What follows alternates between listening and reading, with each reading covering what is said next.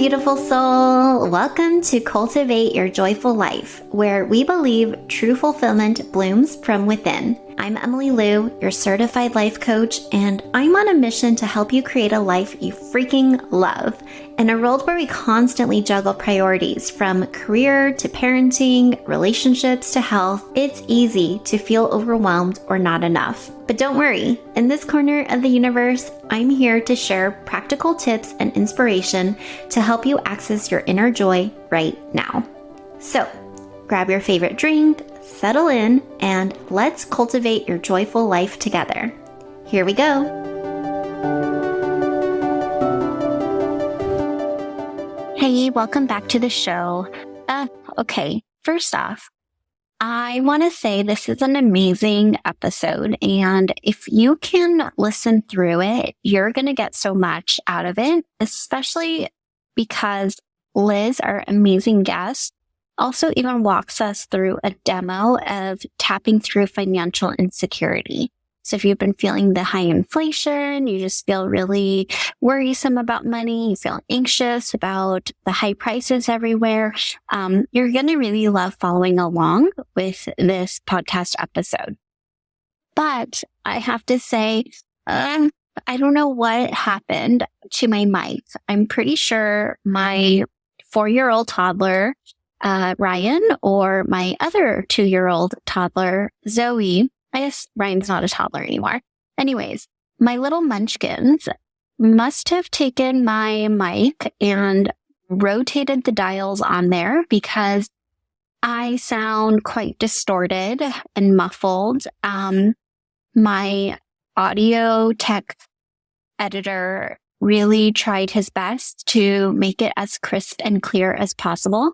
I think if you listen carefully enough, you will still be able to make out what I'm saying, but I just want to apologize in advance for the poor audio quality. The good thing is Liz's microphone was perfectly fine and she's doing most of the talking in this episode. So all that to say is please bear with me and I'll promise to double check my mic in the future to make sure this doesn't happen again. Without further ado, let me go ahead and introduce you to Liz Fisher. So Liz Fisher is an EFT International Accredited Certified EFT practitioner and energy makeover EFT coach. Wow, she writes EFT a lot. By the way, that stands for Emotional Freedom Technique, otherwise known as tapping. She's a former hair puller who also struggled from emetophobia, which is a severe anxiety and panic attack for the better part of 36 years. So essentially she discovered EFT because she was searching for cures and she ended up teaching herself how to use EFT by watching YouTube videos. And then she found it so healing that she decided to complete her EFT level 1 and 2 courses. And now she's on a mission to share her journey and show you that healing is possible in a simple and holistic way. I really enjoyed this conversation and I hope you enjoy listening as well. Welcome to the show, Liz. Thank you so much for having me, Emily. I'm just delighted to be here to talk about tapping today. I want to talk all about tapping and how to tap into joy specifically. I think a lot of my audience might be new to EFT. Can you just share basic 101 what it is?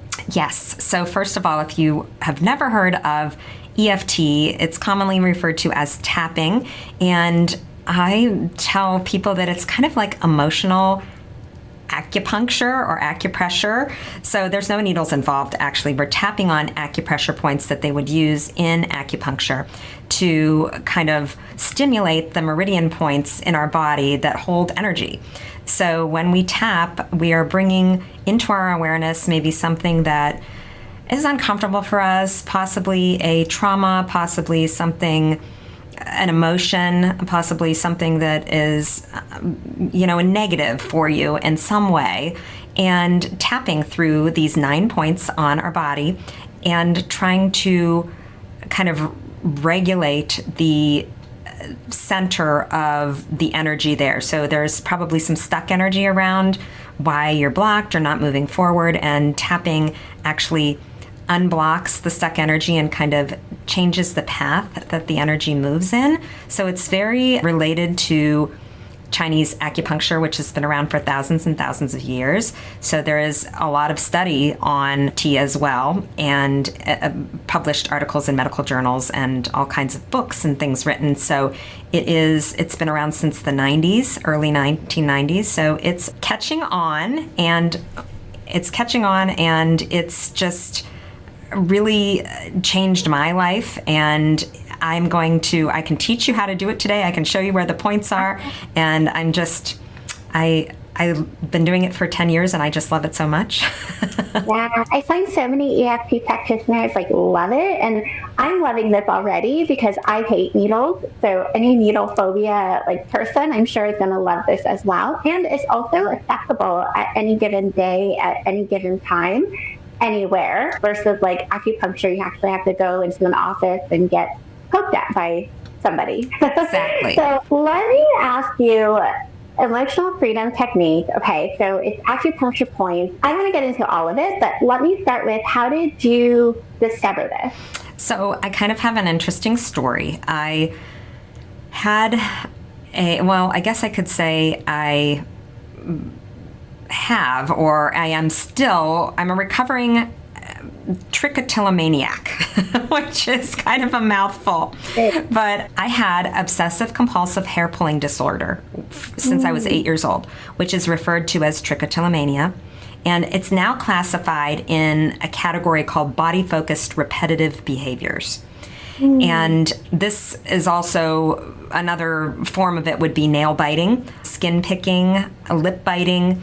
These are all these body-focused repetitive behaviors, but mine started when I was 8. It usually starts in early adolescence, and it started with my eyelashes. I pulled all of my eyelashes out when I was 8, and then I was bored of that, I guess, so I started with my head hair, and you wouldn't know it now, but I had no hair for a lot of years, and it was really upsetting, traumatic in adolescence, especially as a girl, but I tried everything I could, anything and everything, hypnotherapy, I tried talk therapy, I tried medication, I tried joining a group of women that had trichotillomania that was this online university thing, and that was in my 30s. That was the last effort that I did before I got married. I thought, if I get married and have kids, I don't want to pass this on to them, or I want this to be gone. So I was really working on myself kind of in my mid-30s. And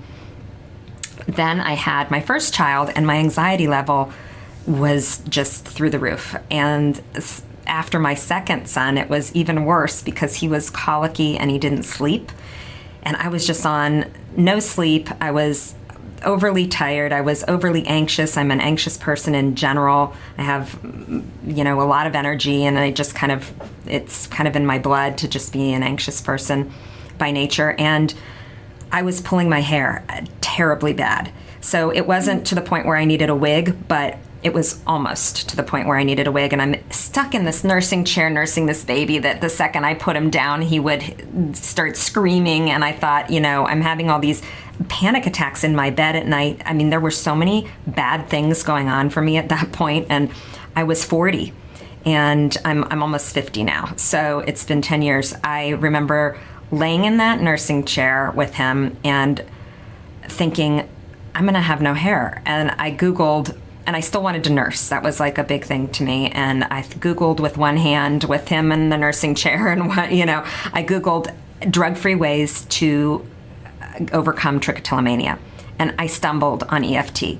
And I thought, okay, I'm doing this. And I watched a couple of YouTube videos on it. I did it the next morning, and I didn't pull my hair for 3 months. I didn't even have an urge to pull my hair, which the addiction to hair pulling is something so, people think it's so strange, but it's on the same level as an alcoholic or a smoker. It's that hard of an addiction to overcome, because something goes off in your brain when you pull out a hair. There's a dopamine hit that you get, like if you would smoke a cigarette or something, or take a drink. So it's really hard to overcome. So for me to not have an urge to pull for 3 months was what?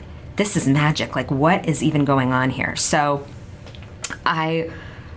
around I remember it being around Thanksgiving time, and my parents are divorced, and it's kind of a stressful time around the holidays for me in general with that. And I remember starting to pull again around Thanksgiving time 3 months later, and I thought, oh no, I got to figure out what I'm doing wrong here. I must be doing it wrong. Why isn't it working anymore? So I sought out someone local here. I'm in Cleveland, Ohio, and I found Betsy Moeller. I went to her home office, and she, although hadn't ever heard of hair pulling, we did tap, and I was doing it right. But it really makes a difference how specific you are with your setup statement when you tap. The more specific you are, the better it works. So that's why someone would come and seek out a practitioner to help them, because they're kind of at a standstill. So I was at a standstill when I met Betsy, but although she didn't help me overcome my pulling, I was intrigued because she was a trainer of EFT. So she offered classes, and I thought, oh my gosh, I want to do this. There's something to this. I know it. It's like, something very tangible and something that really transformed me. So I had a degree in graphic design and marketing, and I was an artist for 20 years. And I remember coming home and telling my husband, I need to do this. Like, I'm switching careers. I have to get certified in this. So it's about a year-long process to get certified through EFT International, which is the gold standard place to be certified through. So I did level 1 and level 2 EFT with Betsy, and then took an exam to get certified. And during that certification of this 9 months, we had to work on something personally that we wanted to overcome, and we had to pick a practitioner, someone that was already certified, who we wanted to work with. And I know one other person in the US, her name is Joan Kaler, that works with people that have trich. And I found her. She's in Pittsburgh, Pennsylvania. She's also a counselor. And so she was so familiar with the ins and outs of trich that she was able to help me get over the urge, the reason it happened, and clear it in 3 sessions. So wow. I never pulled my hair again, which is shocking. Okay. So it's like, it didn't, and even if it hadn't happened for me like that, I still would have worked with people that have trich, because it's so close to my heart and I know so much about it, and I can really help people and form setup statements. But I believe that's why Joan could help me, because she really knew how to form those setup statements that were key to overcoming the stuck energy. So I also was able to overcome my severe panic that started when I was 25. I was also able to overcome a phobia that I had, which was called a metaphobia, which is the fear of throwing up with tapping, all with tapping. So a big group of the clients that I see, it's not limited to, but have trich, have a metaphobia, or have severe panic disorder. Yeah. So that's kind of how I found it, and it's been great ever since then. So I started my practice in 2018. Great. And I know my audience can't see you right now, but you have a head full of hair, like so much volume. And that's so amazing. And it almost sounds like when you had this addiction, I know that's not what it's called, but it's yes, no, it is an addiction.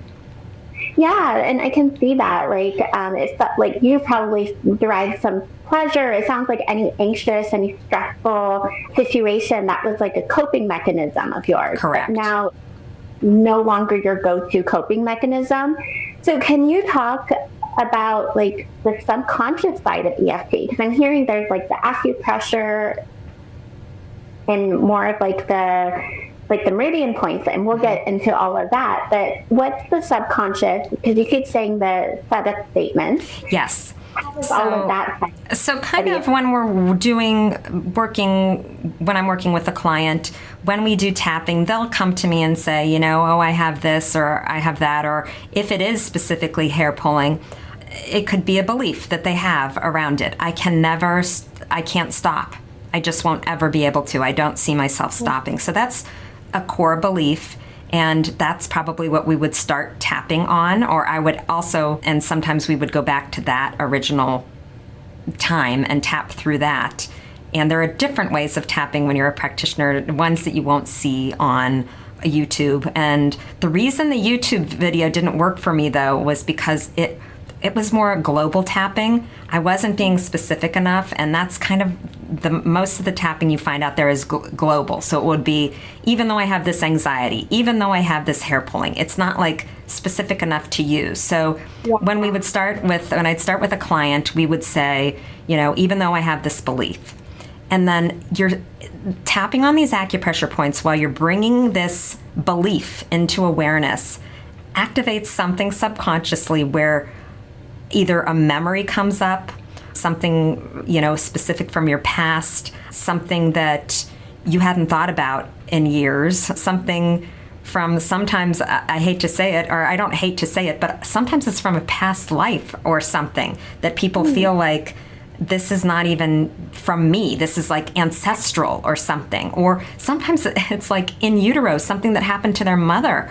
when they were in utero, like something horrible. So things come up that you wouldn't expect because we're actually, no pun intended, tapping into our subconscious mind when we're doing this work. So I can't even explain the things that come up because people will say, well, I never thought of that, or an example is with me, I thought for sure I was burying some sort of horrible thing that happened to me in my childhood. Like maybe I, God forbid, was molested or something like that.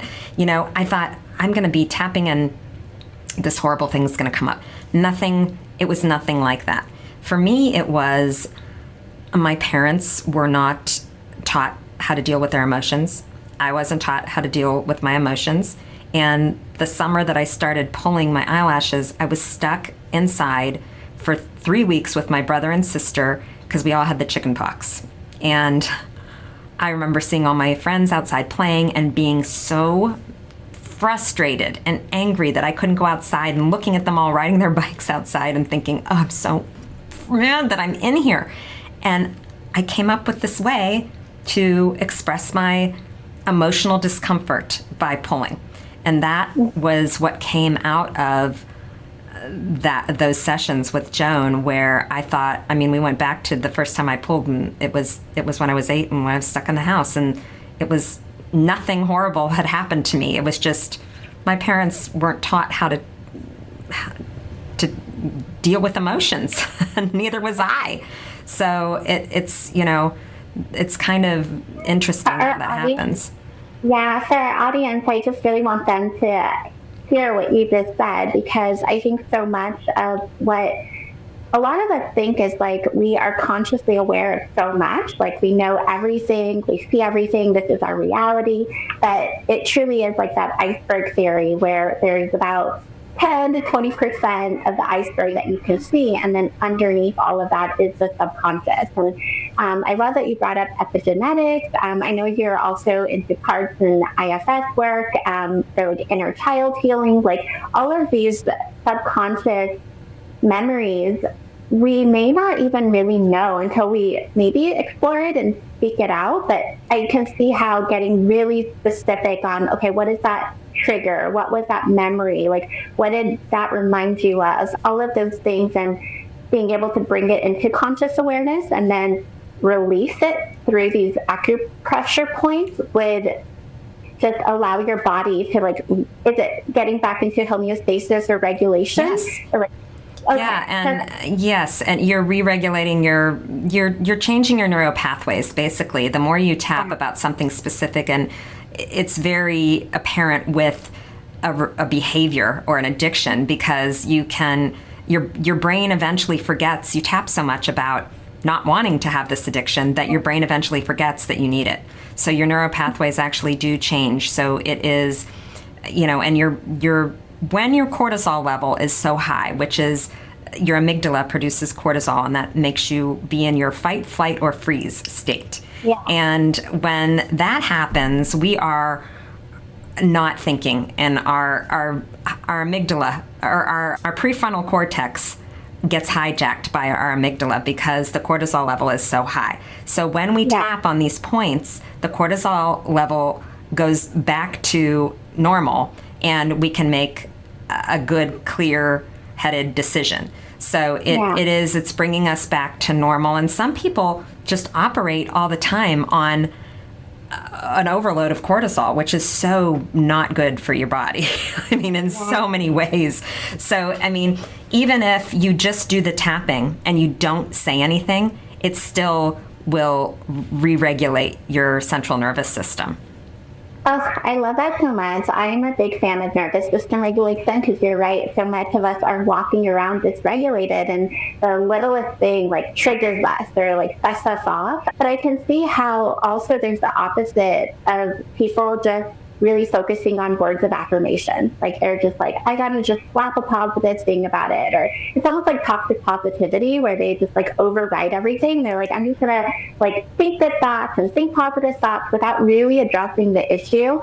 And so I love that EFT, from what I'm understanding, is combining both. It's like nervous system regulation, but also bringing light to the subconscious. And then I'm guessing through the tapping and the statements, you're also starting to rewire those new beliefs and those new patterns. Correct. Am I hearing? That's exactly how it, yes, you explained it in a way easier way than I did. Well, let me ask you, what are some misconceptions around EFT? Okay, so that's a good one. People think that it won't work for them. It just, I have so many clients, mothers who call and say, my daughter has this or my son has that, but they don't think tapping will work. The good thing is that you don't have to believe in tapping. It's not about believing in it. It's just about doing it. The act of doing it and tapping on these points is, like I said, it's automatically lowering your cortisol levels. So you're able to see what the real problem is. A lot of times people don't want to see what the problem is, and that's why they stay away from it. The other thing is that they'll have to do it forever. Do I have to do this forever for this problem? And the answer is no. Once I'm done pulling my hair, I'm not tapping about hair pulling anymore. Then I'm finding something else to tap about. So, and that's the other thing. People will say, well, I don't need tapping anymore since I don't pull my hair. No, you need tapping. You need tapping for everything. Use tapping for everything and anything. Use tapping for manifesting. Use tapping for staying healthy. Use tapping for your kids. Use tapping on your animals. I mean, there's so many things to use tapping for. So I feel like people come to me, get their problem fixed, and then I don't want them to not use tapping anymore, but I feel like a lot of people think, oh, I'm just going to use this until I don't need it anymore, and then I won't need it. I mean, I tap every day. So let me think. What was that? I said tapping has become your new addiction. I'm addicted to tapping. I've tapped myself into, actually, I wish I didn't tap so much because when there is a release happening in tapping, there are some things that we can visually see when I'm in person with someone or on a Zoom call. Like you can see their body relax. You can see their shoulders drop. Sometimes they laugh, and that is a release. Sometimes they cry, and that's a release. And sometimes they yawn or burp. I yawn.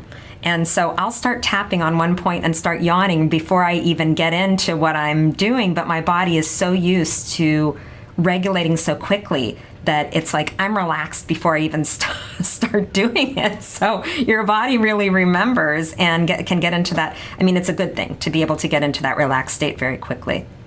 Absolutely. Okay, so I'd love to dig into, for anyone new here to tapping, maybe we just start with the basics of I know there's a lot of YouTube videos that may be a better representation than podcasting because they can't see us. Right. But can you walk us through you said 9 points, just basic 101. Somebody's like, okay, maybe we go through an example of I want to manifest a new job. Okay. So do you want me to do a little tapping, an experience? Yeah, of how that would work? Yes, but when you think about something my audience is universally maybe going through. Okay, right now there's high inflation. Okay. And I know a lot of people are stressed about the housing market, rent, job loss, whatever. So maybe financial security would be one that could be applicable to everyone. Okay. So I'm going to tap on the points, and if you're curious, or if this is just you can't follow along because you're not seeing me on video, you can go to my website tapintohealth.net/videos, and you can see a quick startup video on how to do it and where the points are, and there's also a PDF of the tapping points if you wanted to print something out. So just follow along here if you can. I'm going to follow along with you. Okay, perfect. So I'm going to just describe to you where I'm tapping, and then you can repeat after me if you'd like, and make sure that you're somewhere where you can do this safely, not driving a car or anything. But we're going to start on the side of our hand, which is called the karate chop point. It's the fleshy part of either side of your hand, and we're just tapping with gentle but firm pressure on either side. And we do a setup statement 3 times. So this is an acknowledgement of what we're going to work on, and saying that we love and accept ourselves even though we have this thing. So we're going to do that 3 times, and then we're going to go through the tapping points, and I'll guide you through those points as we do them, and you can repeat after me. So even though I am so stressed out about inflation. I am so stressed out about inflation. How am I going to pay my bills?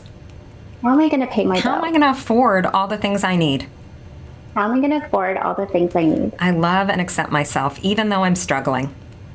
I love and accept myself even though I'm struggling. And even though I had all these things on my list that I wanted to do this year. I had all these things I wanted to do on my list this year. I can't get anything done because everything is so expensive. I can't get anything done because everything is so expensive. And I'm acknowledging that that's frustrating. And I'm acknowledging that that's frustrating. I love and accept myself. I love and accept myself. And even though it just seems like everything is so overwhelmingly expensive. Even though it feels like everything is so overwhelmingly expensive. And I don't even know where to start. I don't even know where to start. I'm acknowledging my frustration. I'm acknowledging my frustration. And I love and accept myself anyway. Okay, so now we're going to go to the top of the head. And we're just going to tap a few times, 5 to 7 times. I'm not counting, but we're going to repeat kind of a reminder phrase. I'm frustrated about inflation. I'm frustrated about inflation. Now we're going to go to the eyebrow point, where we're tapping with a few fingers on the inner brow where your eyebrow starts. Inflation is keeping me stuck. Inflation is keeping me stuck. And I'm angry about it. Okay, now we're going to go to the side of the eye, which is the orbital bone on the other, like where your eyebrow begins where your eyebrow ends on the side. I'm so angry that things cost so much. I'm so angry that things cost so much. Why is this happening? Why is an avocado $5? Yeah, I can't afford groceries. Under the eye, which is also the orbital bone. This is a constant worry of mine. And it's upsetting. I'm worried how to live day to day. Under the nose. I'm acknowledging that right now I'm just getting by. I'd like to not be just scraping by. The chin point. How long is this going to last? I don't know how much more patience I have. I don't know how much more money I have in the bank to do this. Collarbone points. This is the point underneath the bone where your collarbone is. I am acknowledging that I am so frustrated. That everything is too expensive.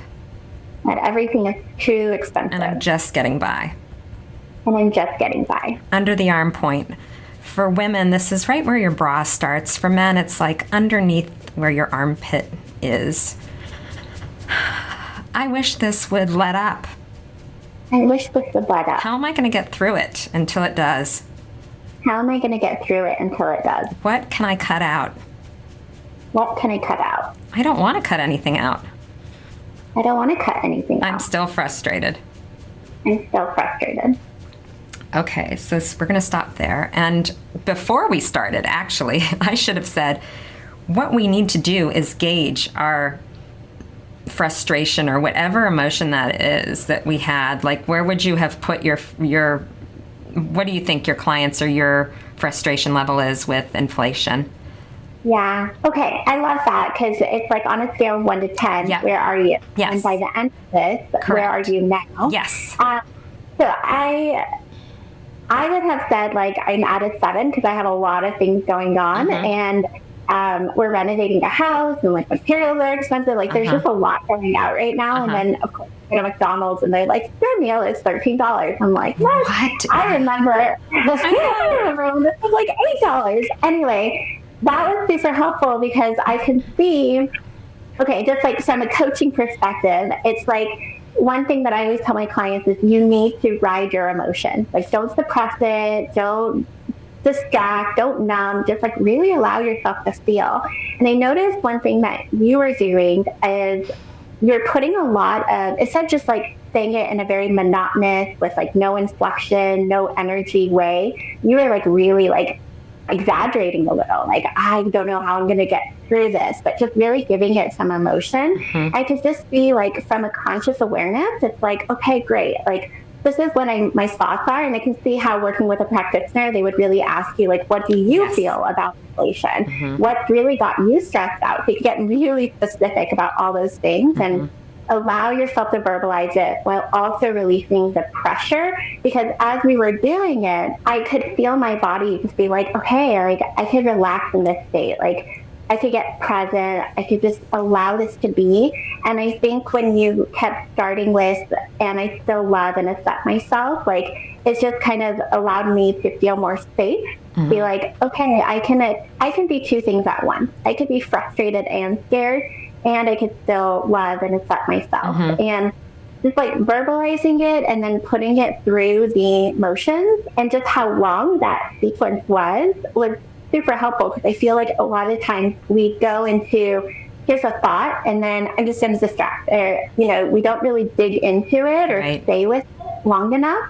So I can see how on a daily practice or even weekly practice, like, this would start to regulate your nervous system, but also you bring so much of the subconscious in, because as you mentioned, like, the more you make it cater towards yourself, and then hopefully you get into a flow of just being able to do your own sentence stems and just allowing forth, almost like journaling, whatever wants to come forth, comes forth. Am I hearing that correct? Yes, definitely. And like you said about being present with your emotions, that's another thing that I'll tell my clients. When you have whatever uncomfortable emotion come up, it's like riding a wave. So you tap and you feel the uncomfortableness. It's gonna feel uncomfortable. It feels bad and really yucky, but you tap yourself through it, you ride the wave, and eventually it moves through you. And so it is about being present with your emotions, and this is a nice way to be able to be present so you're not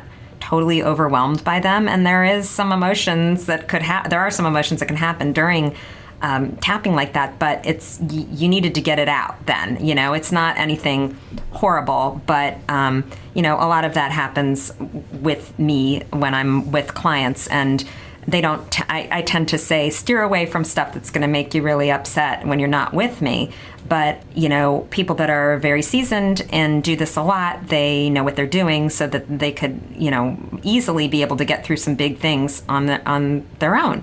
But anything that comes up, you can tap yourself through it, and it will feel uncomfortable, but it is about being present and being there. And when you're not present is where those layers come in, okay? Like stuffing that down and, you know, trying not to worry about that right now. Well, that stacks up and eventually can come out in something physical being wrong with you. Because, you know, I have stomach pain, or I have this, or I have, you know, so the more you push down those uncomfortable emotions, they can manifest in in physical ways. So yeah, I have a follow-up question because I know we went through the 9, and again, for people who can't see, like as you're going through it, it's like very obvious you're tapping in all parts of your body from up your chest and up to your crown of your head. And I know you mentioned this is a great tool for anxiety or releasing anxiety. So like if somebody is going into an interview and they're like super nervous and they're like maybe sitting in the lobby and they want to tap, is it critical that they go through all 9 points, or can they do this like just with the karate top? Yes, you can pick one point, and it can be, I teach all kinds of different ways of discrete tapping, and we can talk about those real quickly. So I work with a lot of teenagers, young kids, and they want to tap before a test or whatever, like you just said, or they want to tap during class. They're having panic or something. So there are other acupressure points. There's thousands of them on our bodies. We just, use those 9, but you can touch and hold any point that we talked about. Right now, Emily and I are holding our under the nose point. You can touch with one finger and breathe and just just tune in to, I am safe, and you can do a couple of breaths. Do you have to say I am No, loud? You can say whatever you want. I've got this test or whatever. I've got this, And you have to verbalize it? You do not. Yes, no, you don't have to verbalize it. If you just think what you want, I'm prepared, I'm safe, I know what I'm doing. The other thing is you can, like you said, you can tap just the karate chop point, just the side of the hand point. There is another, it's called a gamut point. There is another acupressure point that we call the gamut point in tapping. And it's on the back of either side of either hand, and it's in between your pinky and your ring finger. There's a ridge that runs on the back of your hand there. That is called a gamut point. You can tap there with a few fingers, and you can do that while your hand is on your lap.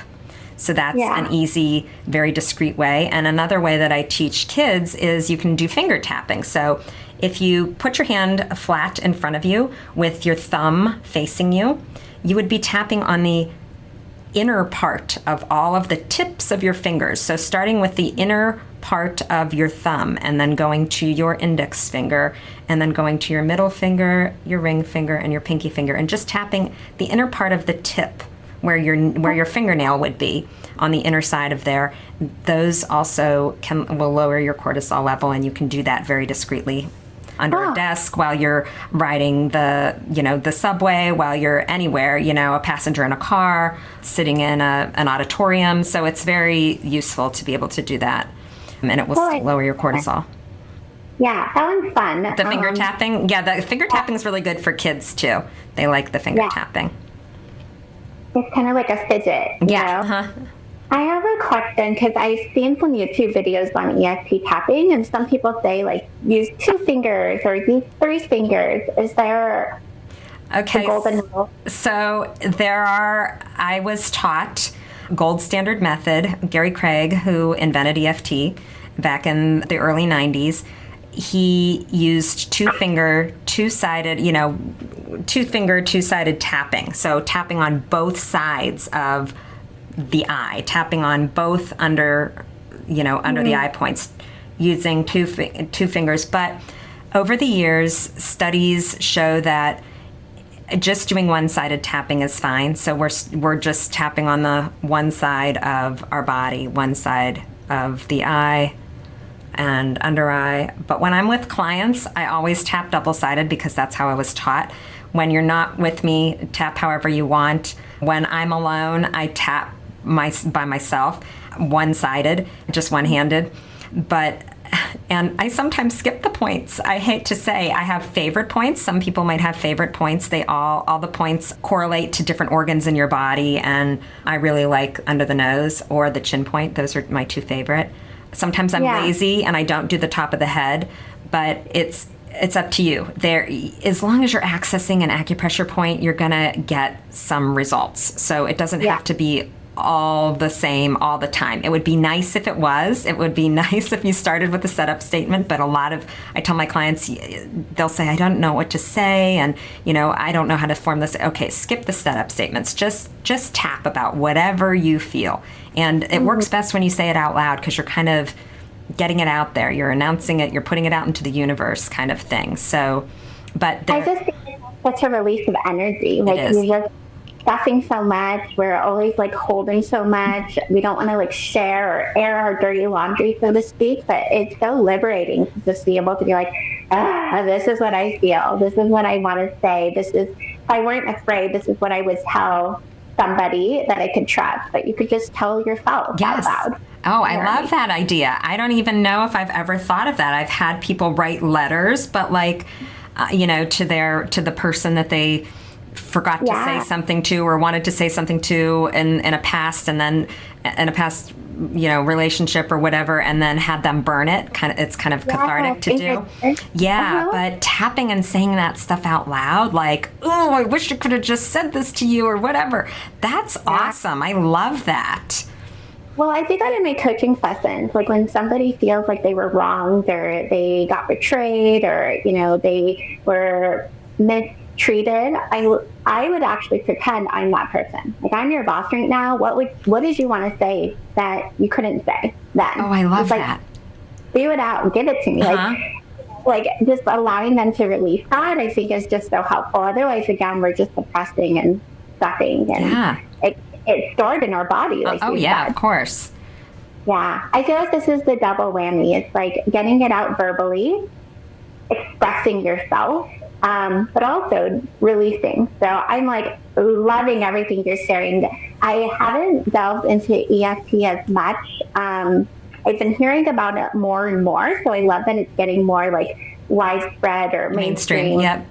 Yeah, but I know all about like the mindset and the subconscious, and more of like the parts work and the inner child and nervous system regulation. But this is just, to me, another modality on top of it. And I feel like it's so accessible for so many people to just be able to do in the comfort of their I know, you don't need anyone to do it. You don't have to have an appointment. You don't have to, there's no office to visit. It's just, it's very accessible. It's such a great tool to have in your toolbox. But I can see how people would really benefit from having an EFT practitioner that can help them get to the root cause. Because I think there's just so much discovery we can do on our own, but then at some point we all have blind spots. And having somebody being able to ask those very poignant questions, to be like, okay, let's really get to the root of, this is what we need to explore. And then kind of giving you a cocktail. It sounds like just like a experience to go through it. Yes. And I think sometimes it's nice to be led. Like, as much as I tell my clients, I want you to find your own answers. I want you to be like resourceful. I never want you to like work with me for more than 3 years, because I want you to get to a point where you can just be self-sufficient and like not have to rely on anyone. There are times where it's really nice to just be like, oh, I don't want to think about this. Like, I just want to let somebody else lead and somebody else guide me, and just really feel protected and safe and held in this self-discovery process. Yeah, so, and really as practitioners, we're investigators too, because we're kind of, it's hard to be in, when you're so in it. We're looking at it from a different perspective, from the outside in, and we're really investigating, like, what is the root source of this, trauma, or the root source of the pain you're having, or whatever. So yeah, there are a lot of ways to, and if we don't hit it on the head the first time, we get to it at some point, but we are kind of investigating what is the cause of this. So it is, but it's very fun to be able to listen and to, it's creative, which is kind of my background is creative as an artist. So I feel like this is just a different form of being creative and also being very helpful at the same time. Really like that. So going back to when you asked on a scale of 1 to 10, like, how did you feel? How did you feel now? Like, let's say I went from a 7 to a 5. Do you recommend me doing it again? Yes. To get to So that level, like, it's actually 0 to 10. So we call that a SUDS level in tapping, and you want to kind of write that number down before you start tapping on anything. And it stands for subjective units of distress. So it's like the most distressed you could be about something, or the littlest amount you could care less about it. And that's when you know, like when I'm working with a client and they say, I don't care about that at all. That's how I know it's cleared. And then there's ways of testing around that to like put them back in that situation, to ask them some questions. Does that upset you? But no, of course, you'd want to go back. First, you'd write down, okay, I'm a 5 now. I went from a 7 to a 5. That's great. What else is still coming up? Did an emotion come up? Did an event, something specific come up? Write that down. That might be something you have to work on separately, but you'd go back to the original thing you were tapping about and see, and you'd like to get it to a 0, but sometimes you just can't. And a lot of sessions, I'll start with someone that's really high and we can't even get it to the bottom of it during a session. That's very common. But there are also aspects which are around these things that the original problem, like I mentioned, I have this belief that I can't ever stop pulling my hair. So that would be like Gary Craig talks about it as a tabletop. So the belief that I cannot ever stop pulling is the tabletop. Then there are legs around it that are the aspects. Well, I wouldn't know what to do with my hands. I might have to feel uncomfortable emotions. Those are aspects. So we have to knock out all those aspects around the original belief in order for the tabletop to fall. And so that's when you're not getting the kind of number drop that you want. There's something, there's something else there that needs to still be worked on. So you want to go back and continue to work on that until it's a 0. I love that, because I feel like so much of coaching is like investigative work, and it's like just lovingly seeing, okay, like what else are we supporting this with, and what else is there? And yeah, I really like that tabletop analogy, because like once one leg like comes out, then it's a little shaky, and then you take out another and the whole thing just topples over. But we have so many beliefs that we've adopted that are supporting, or habits even, that are supporting, or feelings, or thoughts. I know. All these aspects, right. Interesting. Okay, I really like that. And for anybody who's new, they're like, okay, this sounds really exciting. Where do they begin? Do you recommend YouTube? Do you recommend your resource? Tell us a little bit about like what we should do. Yeah, so if you're interested, Google it. Whatever comes up, I can give you, Gary Craig's website is emo free.com, I believe. It's on my website, actually. And he has a host of all kinds of information and links, and you can type in your specific ailment even, and it'll come up with some case studies of things that he's worked through with people and tapping scripts and all kinds of things. So that, Google it, watch some YouTube videos, go to my website, tapintohealth.net /videos. There's all kinds of videos of mine. On my podcast, we tap about all kinds of stuff. My podcast is Tap Into Health as well on Spotify and Apple Podcasts. And find someone. There are directories for certified practitioners. I was certified through EFT International. You can go to the EFT International website. You can look for a practitioner in your area. You can also go to the Tapping Solution, which this is Nick and Jessica Ortner, and there's one other Ortner. Why can't I remember his name?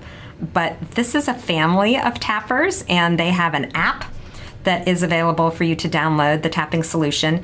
And I love them. They're really great. They host a tapping summit every year for 2 weeks. But I have yet to find where they're actually certified in tapping. They start on the eyebrow point and they end on the top of the head, which is not how it's taught, if it's correct. And they also they go from the negative to the positive very quickly while they're tapping. They are not certified like I am, and I'm positive of that. I think that they are really good to get you going in tapping, but I rarely tap positive with a client. When you get to 0 on your SUDS scale, you should tap positive, But I always tell my clients, tap positive on your own time. Like I'm with you to get to the nitty gritty and to the baggage that you brought. But they go from, oh, I came in here with a sore ankle and now I'm going to do 2 rounds of tapping. And how does it feel? Oh, it feels pretty good. Okay, well, let's tap about it's healed. And, so they move very quickly through it, which is not how it's supposed to go. So I would just give you a word of caution for that. But there isn't anything bad you could find on the web about tapping, to be honest. There are just ways that certified practitioners use. There are other things called the movie technique that only a practitioner would know how to do. I've never seen that really, only a few times on the internet. So it's up to you. I think that getting the knowledge of it, there's nothing wrong with just searching, doing a Google search just to find out about it.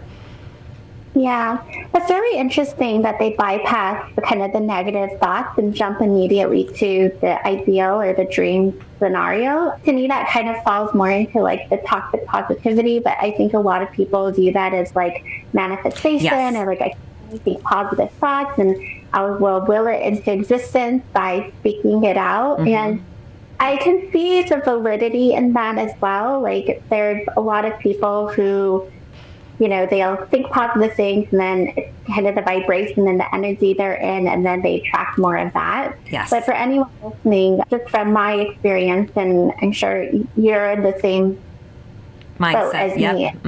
Yeah, like speaking and fearing negative emotions and negative thoughts is not going to make you attract more negative thoughts, negative situations or circumstances.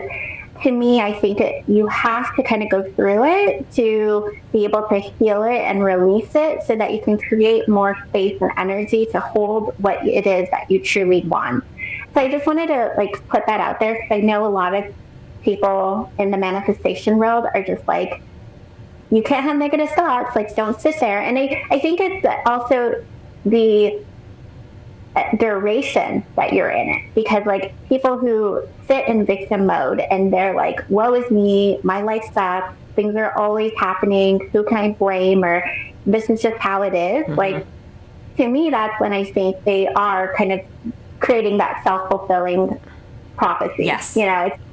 They're in it, this is the way they view the world, so they're just going to continue finding evidence of that to support their tabletop that they have. Right. So what we're talking about, though, is it's okay to be in a moment, to be like, okay, this is what I'm feeling in this moment, and that's valid.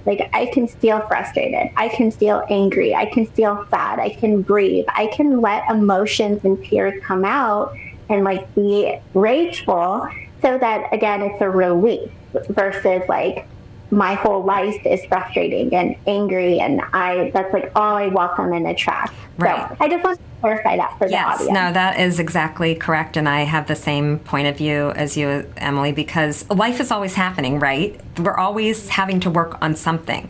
So, and it's not always, rosy and rainbows everywhere. So, but we do have to acknowledge those things that happen that aren't ideal and move them through. And that allows our flow to open. Just like you said, when you get rid of the negative, you're opening yourself up to the positive to be able to come in. So that's a lot of what I think I mentioned earlier, holding on too tight to something, the idea of I don't have, actually attracts negative energy, and you'll continue to get this negative stuff. Once you let go and kind of say, you know what, I'm done doing this. I'm going to acknowledge that this is crap right now, but I'm open to something else. Letting go is and working on it and letting it move through you is what's opening you up to be able to receive something positive. So it's not that the Ortners are doing it completely wrong. I do think that it's a little, it might be less effective the way they're doing it because it might not hold, right? Yeah. So what we're doing the hard work to make what we're doing stick, right? So it makes better sense to me that way anyway. Yeah. I have one final question for you, which is I ask all my guests this. How do you cultivate more joy in your life? Oh boy, cultivating joy. I love that question. Not a lot of people ask that, right? But I do things for me that make me happy, like reading a book that I really want to read, taking a class that I really want to take, spending individual time with my boys. I have two boys, a 10-year-old and a 13-year-old, going to family baseball games and things in the summer together, doing family things brings me joy. But cultivating joy is something different for everyone. I think for me, it means self-care a lot, because when I take care of myself, I am able to kind of emanate or emote joy and feel joy and get joy back. But when it took me a really long time to get to this place, but I used to feel guilty about doing stuff for me, but I don't feel that way anymore because it's not fun to not have joy. So I feel like the more self-care I do, although it seems to some people like, selfish, the more joy I am able to give and receive. So yeah.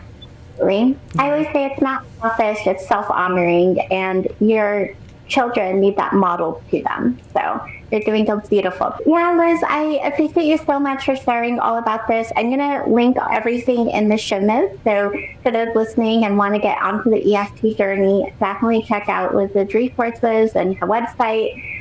Thank you so much. I enjoyed this conversation. Oh, thank you so much for having me, Emily. It was just wonderful. Awesome. Thank you so much for tuning in to today's episode.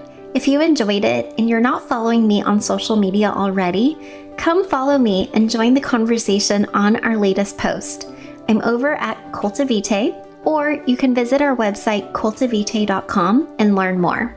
And don't forget to hit subscribe to this podcast so you don't miss another episode. I can't wait to connect with you again soon. Have a joyful day.